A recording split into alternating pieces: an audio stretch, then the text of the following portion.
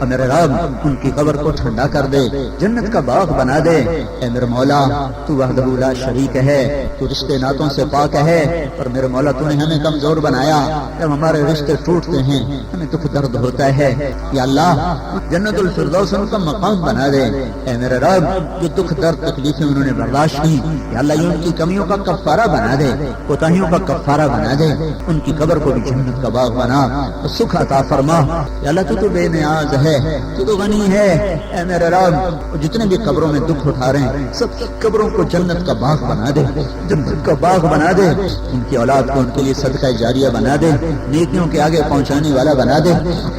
یا اللہ جتنے بھائی یا اللہ تیرے نبی کا فرمان ہے 40 آدمی کسی کے لیے اکٹھے ہو کر دعا کر دیں جانے والے کے لیے تو معاف کر دیتا ہے، یہ ہزاروں اکٹھے ہوئے ہیں میرے